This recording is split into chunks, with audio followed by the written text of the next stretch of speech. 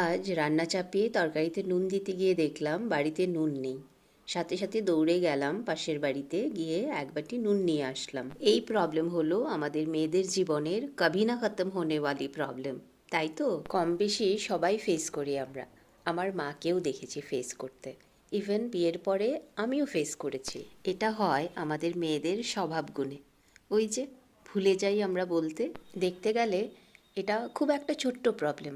ধার এনেছি সেটা তো ফিরিয়েই দেব, তাই না?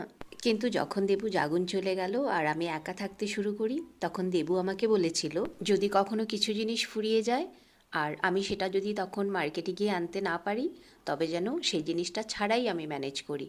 আমি যেন কারো কাছ থেকে চেয়ে আনতে না যাই। তখন আমি জিজ্ঞেস করলাম কেন?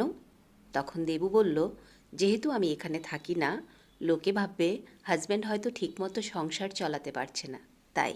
আমিও ভেবে দেখলাম কথাটা ঠিক, কারণ তখন আমাদের অবস্থা অতটাও সচ্ছল ছিল না। সেই থেকে আজ অবধি দীর্ঘ 17 বছর আমি কারো থেকে কিছু চাইনি। একটা সংসার চালাতে গেলে ডেলি লাইফে কত কিছু লাগে, কত কিছু বাড়ন্ত থাকে, সেই সবের মধ্যে দিয়ে আমি নিজেকে ম্যানেজ করে নিয়ে গিয়েছি।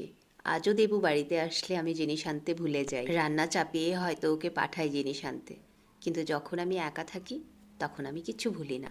আজকের ভিডিও থেকে এটাই শিখলাম যে প্রবলেম ছোট হতে পারে, কিন্তু সেখানে আমাদের সেলফ রেসপেক্ট, সেলফ রিলায়েন্স লুকোনো থাকে। আরও শিখলাম আমরা মেয়েরা ম্যানেজ করতে করতে একদিন স্ট্রং হয়ে যাই।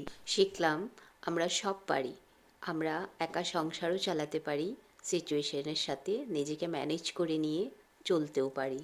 কালকের একটু ডাল ছিল আর আজ রান্না করে নিয়েছি ডিমের ঝোল আর আলু ভাজা। সন্ধ্যা হয়ে গেছে, সন্ধ্যা দিয়ে দিলাম। প্রার্থনা করলাম ঠাকুরের কাছে, ঠাকুর যেন সবাইকে ভালো রাখে। আবার দেখা হবে তোমাদের সাথে আরও গল্প নিয়ে। টাটা।